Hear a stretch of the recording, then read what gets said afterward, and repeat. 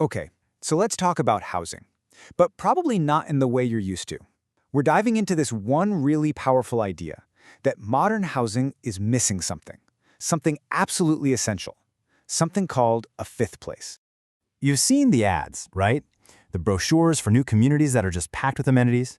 But what if we've been focused on all the wrong things? The argument here is it's not about another splash pad. It's not about another pickleball court.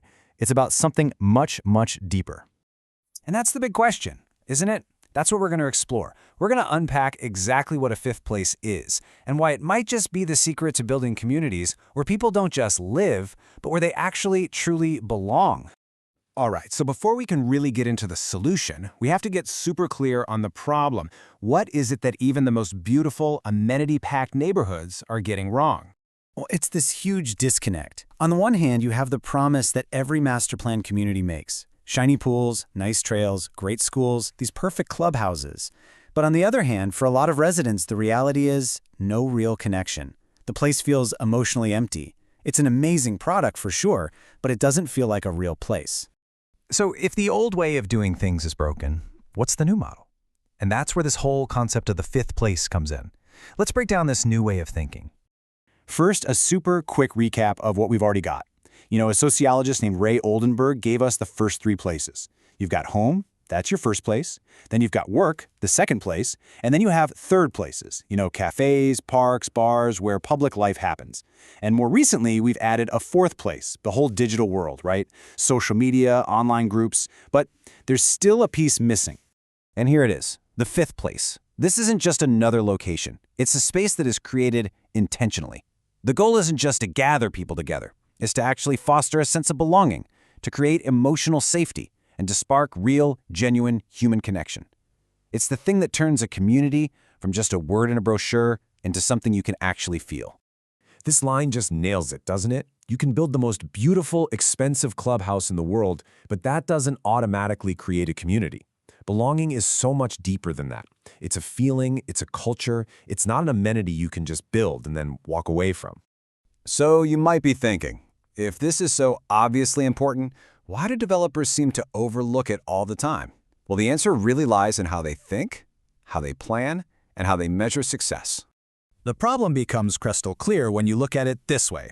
On the left, you have all the stuff that's easy to measure, the things that fit perfectly into a spreadsheet, the number of lots, the linear feet of roads, the pools. Developers are masters of this stuff. But on the right, that's the stuff that actually makes a place feel like home.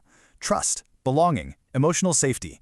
And because those things are really hard to put a number on, they often just get ignored. And that's really the bottom line, isn't it? You can't put a price tag on trust. There's no line item for a sense of belonging in a financial model. So in a business that's driven by those pro formas, the most human parts of a community just get left behind. But what if I told you that all this soft stuff has immense, measurable business value, and that one of the biggest companies on the planet figured out how to monetize it years ago? It's a totally fair question. Can you really build a profitable business around a feeling? Well, the answer is a huge yes, and there's one company that has absolutely perfected it. Seriously, think about Starbucks for a second. They sell coffee that's, it's fine, it's coffee, but they sell it for a premium and people will happily wait in long lines for it every single day. Why? Because it has never, ever been about the coffee. What Starbucks really sells is emotional permission. It's a safe, socially neutral space where you can be alone, you can meet a friend, you can work for hours, and nobody's going to bother you. They figured out how to monetize the feeling of you're welcome here. They basically just wrapped a giant sense of welcome around a cup of caffeine. And that right there is pure fifth place thinking. Okay, so we get the concept. We've seen how valuable it is in the real world with Starbucks. So now, let's bring this all the way back to housing. How do you actually build belonging? How do you take this from theory to reality? Let's start with this number. 3,611. That is how many homes were sold in a single year at the Villages in Florida. It's one of the best-selling master plan communities in the world. And this isn't some one-time fluke. They have dominated sales for decades. And here's the secret. They don't win because of a specific floor plan or cheaper drywall. The Villages wins because it has absolutely mastered the fifth place. It is relentlessly focused on creating identity, organizing activity, and fostering rituals. People aren't just buying a house there, they're buying into a lifestyle that has a real pulse. And the amazing thing is, this doesn't have to be massive or wildly expensive. Look at these ideas. A connection barn. It's not about the barn itself, it's about creating a dedicated place for people to share stories. A listening garden. Admits that sometimes we need quiet reflection in a noisy world. A resident story wall that publicly celebrates people's lives and milestones. And this last one, a community host. This might be the biggest idea of all. It's a person whose entire job is to lower social barriers, to make introductions, to be the human glue that turns a bunch of houses into a real neighborhood. These are the powerful, human-scale ideas that build a fifth place. So here's the main takeaway. This is not just a feel-good idea. This is about strategy. This is the future of what it means to build and sell homes. Because, think about it. Any builder can copy a floor plan. Any developer can put in a pool. Those are just features. But what you can't easily copy is a genuine sense of community. That feeling of belonging. That becomes the ultimate competitive advantage. It's the thing that fuels word of mouth and makes people proud to call a place home.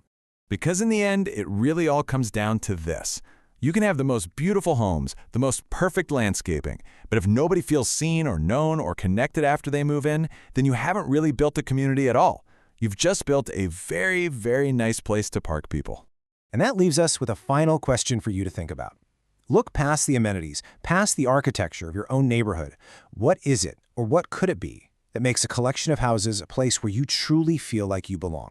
The answer to that, well, that might just be the fifth place.